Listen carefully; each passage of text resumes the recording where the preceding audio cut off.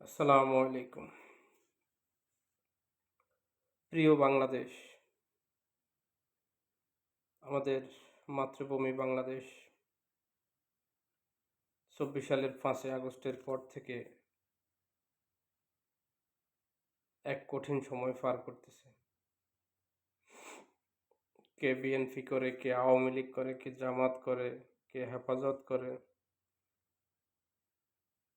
সেটা কোনো বিষয় নয়। বাংলাদেশের নাগরিক হিসাবে দল, মত, পছন্দ, অপছন্দ, ব্যক্তিবিশেষ একেকজনের একেক রকম হতে পারে।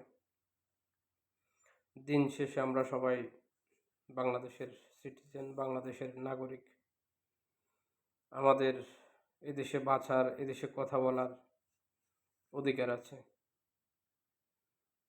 ছোটবেলা থেকে আমরা যেটাকে অন্যায় মনে করতাম, যেটাকে ন্যায় মনে করতাম, এখন আমরা বড় হওয়ার পরে উল্টো হয়ে গেছে। যেটাকে আগে অন্যায় মনে করতাম, এখন বর্তমানে সেটা ন্যায়। যেটাকে আমরা ন্যায় মনে করতাম, এখন সেটা অন্যায় হয়ে গেছে। আমাদের বাংলাদেশের নামকরণের পেছনে, বাংলাদেশ নামটির পিছনে লুকিয়ে আছে ৩০ লক্ষ মানুষের রক্তাক্ত ইতিহাস। পাকিস্তানের সঙ্গে আমাদের ১৯৭১ সালে ৯ মাস রক্তক্ষয়ী যুদ্ধ হয়েছে। সেই যুদ্ধে আমাদের আনুমানিক ৩০ লক্ষ মানুষ প্রাণ দিতে হয়েছে। আমরা ছোটবেলা থেকে এই ইতিহাস শুনেছি এবং সেটি আমরা বিশ্বাস করি। আমাদের স্বাধীনতা ইতিহাসের অনেক বই পুস্তক আছে, সরাসরি যুদ্ধ দেখেছে অনেক মানুষ আছে, লক্ষ লক্ষ মুক্তিযোদ্ধা বেঁচে আছে। আমরা তাদের কাছ থেকে ইতিহাস শুনেছি এবং নিজের বিবেক দিয়ে চিন্তা করেছি সত্য মিথ্যা ভেদ করার যে উপায়, আমরা সেগুলো অবশ্যই অবলম্বন করেছি। ৩০ লক্ষ কাল্পনিক প্রতীকী ২৮ লক্ষ হতে পারে, ২৯ লক্ষ হতে পারে, ৩১ লক্ষও হতে পারে। কিন্তু আমরা এই যুগে এসে দেখেছি ৩০ লক্ষকে একদল ৩ লক্ষ বানানোর চেষ্টা করেছে, আবার কিছুদিন আগে ২,০০০ ৩,০০০ পর্যন্ত নামানোর চেষ্টা করেছে। দেশপ্রেম ইমানের অঙ্গ। প্রতিটা মানুষের তার নিজের দেশকে ভালোবাসতে হবে। মুসলমান হিসাবে, যে কোনো জাতি হিসাবে। দেশে থেকে দেশের বিরোধিতা করা, দেশদ্রোহিতা করা কোনো ধর্মই সমর্থন করে না। মুসলমান জাতি হয়ে এক জাতি আরেক জাতিকে নৃশংস হত্যা করেছে। যথেষ্ট প্রমাণ, যথেষ্ট দলিল আছে। তারপরে আমরা বর্তমানে যারা আমাদেরকে হত্যা করেছে, যারা আমাদের আত্মীয়দেরকে মেরেছে, এদেশের নারীর ইজ্জত নষ্ট করেছে, আমরা তাদেরকে অকপটে এই যুগে এসে তাদেরকে আমরা ভালো বলতেছি এবং আমরা তাদেরকে সমর্থন করতেছি এবং আমরা এই দেশে বসেই পাকিস্তান জিন্দাবাদ বলতেছি।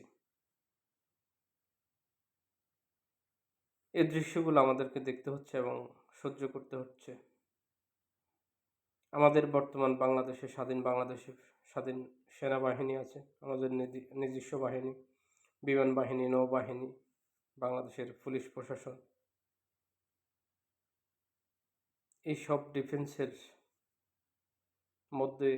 মধ্য দিয়ে আমাদের এই দেশ পরিচালিত হয়। আমাদের বর্ডার রক্ষার্থে বিজিবি আছে, তারা আমাদের দেশের বর্ডার সুরক্ষার জন্য দায়িত্ব পালন করে থাকেন সার্বক্ষণিক। বহিরাগত শত্রুদের হাত থেকে দেশকে রক্ষা করেন। বাইরের শত্রু আমাদেরকে কিছুই করতে পারতেছে না, কিন্তু আমাদের দেশের ভিতরে যে অপশক্তি, দেশের ভিতরে যে দোসর, যে পাকিস্তানের শুভাকাঙ্ক্ষীরা রয়ে গেছে, আমরা তাদেরকে কিভাবে কি করি? তারা এই দেশের ভিতরে থেকে তিলে তিলে নিজেদেরকে গড়ে তুলেছে, বড় হয়েছে, শক্তিশালী হয়েছে। তারা এখন আমাদেরকে বলার চেষ্টা করছে, অস্ত্রের মুখে দাঁড়িয়ে আমরা স্বীকারও করতেছি। তারা যা বলতে বলতেছে আমরা তাই বলতেছি। আমরা সেই জাতি হয়ে গেছি। আমরা স্বাধীনতার ইতিহাসকে বিকৃত করতে শুরু করেছি। আমাদের সামনে মুক্তিযোদ্ধাদেরকে অপমান করে, আমরা চুপ করে আছি। আমাদের সামনে প্রকাশ্যে ওয়াজে মসজিদের মিম্বারে বসে একজন আলেম কাজী ইব্রাহিম কিছুদিন আগে একটি কথা বলেছেন, ৭১-এর প্রজন্ম নাকি নিকৃষ্ট প্রজন্ম, মুক্তিযোদ্ধারা নাকি নিকৃষ্ট, ৭১-এর ইতিহাস কালো ইতিহাস, ১৬ই ডিসেম্বর কালো দিবস। তাহলে আমাদেরকে কি বোঝানো হচ্ছে, কি শেখানো হচ্ছে, কি বোঝাতে চায়? আমাদের দেশে থাকবে, আমাদের দেশের আলো বাতাস খাবে, আমাদের দেশের সব কিছু ব্যবহার করবে, মায়া কান্না করবে পাকিস্তানের জন্য। এই দেশকে আবারও পাকিস্তান বানাবেন। ১৯৭১ সালে আপনারা রাজনৈতিকভাবে পরাজয় বরণ করেছেন, কোনো সমস্যা নেই। দেশের মানুষ বঙ্গবন্ধু আপনাদেরকে সাধারণ ক্ষমা করে দিয়েছে। আপনারা রাজনৈতিক চিন্তাভাবনা, আইডিওলজি, দেশের দেশের বিরোধিতা করেছেন, ওগুলো সব চিন্তাভাবনা আপনারা বাদ দিয়ে নতুন রাজনীতি করেন বাংলাদেশে। বাংলাদেশের ইতিহাস মেনে, বাংলাদেশের মুক্তিযুদ্ধের ইতিহাস মেনে, বাংলাদেশের স্বাধীনতা মেনে রাজনীতি করুন। আপনাদের রাজনৈতিক আদর্শ অন্য দলের চাইতে আরও ভালো হবে, আমি বিশ্বাস করি। কিন্তু আপনারা মুক্তিযুদ্ধের ইতিহাসকে অসম্মান করবেন, মুক্তিযোদ্ধাদেরকে অসম্মান করবেন, এভাবে রাজনীতি করা যাবে না। সাময়িক সময়ের জন্য আপনারা পারতেছেন হয়তোবা, অদূর ভবিষ্যতে এটা শুভ কিছু বয়ে আনবে না। আল্লাহ সবসময় সত্যের পক্ষেই থাকে, এটা আমি বিশ্বাস করি। দেখানো ইসলাম সঠিক ইসলাম নয়।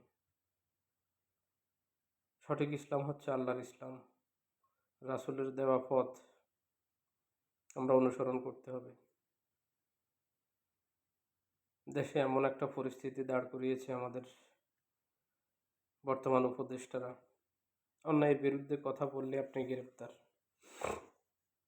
আপনি অন্যায়ের বিরুদ্ধে কথা বললে আপনাকে ট্যাগ দেওয়া হচ্ছে, আপনি আওয়ামী লীগের দোসর। এ হচ্ছে বর্তমান পরিস্থিতি। পুলিশও তাই করে, পুলিশ যে নির্দেশনা পায় ওনারা তাই করে। তারপরও প্রত্যেকে, আমি আমার নৈতিক অবস্থান থেকে, নৈতিক দায়িত্ব থেকে আমি যতটুকু পারি আমি মধ্যপন্থা অবলম্বন করে আমি কথা বলার চেষ্টা করি এবং আমি অন্যায়ের বিরুদ্ধে প্রতিবাদ করে যাই।